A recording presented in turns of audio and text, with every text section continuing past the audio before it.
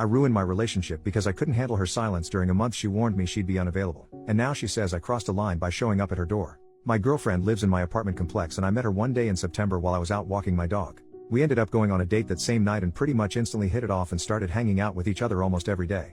We would spend whole days together on weekends and we did so many fun things together. I really enjoyed her company and started seriously falling for her. My girlfriend warned me in November that from mid-month to December 15th she would be unavailable. I thought that meant that I wouldn't be able to see her that often. I didn't know that it meant communication from her would become almost non-existent. She stopped texting me the usual "I miss you" or saying "good night handsome."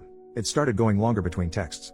After a half week of this I talked with her and asked if she was okay, and if we were okay. She explained that we were okay but she was just incredibly busy and all she really has capacity for is work and sleep, and maybe stopping to eat. But she apologized for making me feel anxious and said she would try. Well, time went on and it got to be 2 weeks since we had spent any time together.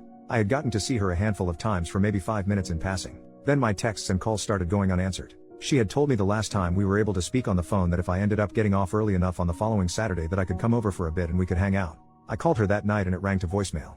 I walked my dog when I got home and when I walked by her apartment I saw that all of her lights were off. So when I got home I texted that it looked like she passed out and I hope she got some good sleep. I didn't hear back for 3 full days. It didn't look to me like her car ever moved out of her driveway. I never saw lights on passing by her house. I started to get worried about her because I know she struggles with certain health issues, is super stressed and hates her job. It seems like she suffers from symptoms of depression. So I texted her just saying I wanted to check in on her and it makes me feel worried when I don't hear back for this long from her. I still didn't hear anything that day. By the following day I was extremely worried about her. I couldn't think about anything else. I reached out to her best friend and asked when the last time that she had heard from her was. She told me it was the prior week. I expressed my worry and said I wanted to give her space but that I was getting worried and I was thinking about going to check on her. Her friend told me that 4 days is plenty of space and that I should go check on her. I went home on my lunch break, and I walked over to her house. My anxiety was in my throat. It was still dark in her house from what I could see. Her blinds were all closed. I knocked on the front door. No answer. I rang the doorbell. No answer. I knocked again a bit harder. No answer. I rang the doorbell again. No answer. I knocked hard enough that I felt like she would be able to hear it from the bedroom. No answer. I had my phone out with her text message up and I start seeing the typing bubble. I am on AF King client call, stop knocking. I immediately left. I sent a text message saying sorry, I was just really worried about her. I thought more and added a little later on that I realized I went overboard with the knocking and I was really sorry. It went another full day and I didn't hear back. I talked to my father who said it doesn't seem like she is communicating or treating you very well. I told him I just wanted to talk to her and I had half a mind to go knock on her door now, at night, just to talk with her and let her know what is going on in my mind. But I was worried about looking crazy or ruining things further. He asked me how much would change from how things had been going. At least if I did this and I could talk with her I would have an answer. So I wrote a text telling her I was going to stop by in 5 minutes to just chat for a bit, and that it was really important that we talked. I went over and rang her doorbell. No answer. So I went home and wrote a text telling her how much I liked her, and how this whole situation was making me feel. How I was feeling like I was being ignored and being treated less than. How I needed at least some communication. How a single text every once in a while would go such a long way. I told her this wasn't a "you need to call me tonight or it's over," but I said I needed to hear from her. I woke up the following morning to see she had sent me a long text around 4 a.m. telling me how busy she has been, which I knew. How she has barely had capacity to even get to her desk. That she has been working 14-hour days and just crashing. Telling me that she'd already told me she would be unavailable. She said coming to her door while she was working and banging on it was incredibly uncalled for. She said her car had clearly been moved. She said that me doing that while I knew she would be unavailable, and she was at work, she works from home, during work hours is a hard line for her.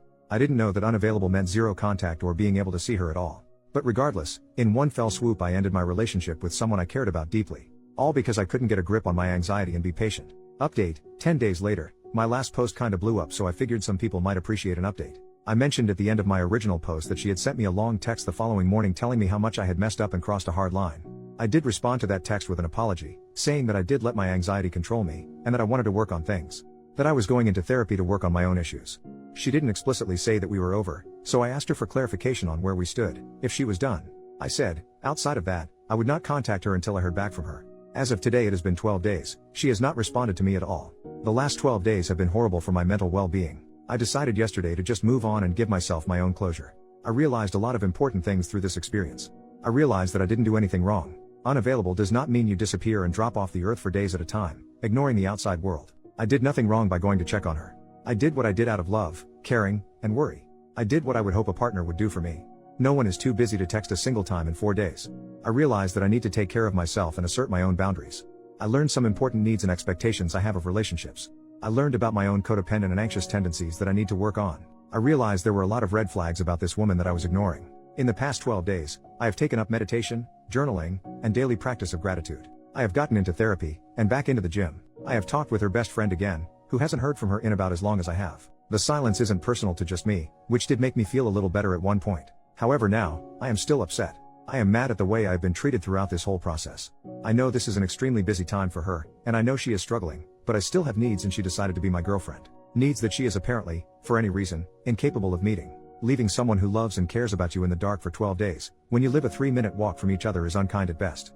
I still don't know what is going on in her head, and I don't know if I ever will. I would still be open to talking with her, and hearing her out. I am extremely unlikely to take her back though. I deserve better. I think my biggest realization is that I can give myself closure, I can detach and take care of myself, and still love her and others around me. I wish I could snap my fingers and be over her, but I know it is going to take a little bit. Thank you for all the assurance, kind words, and those who reached out to support.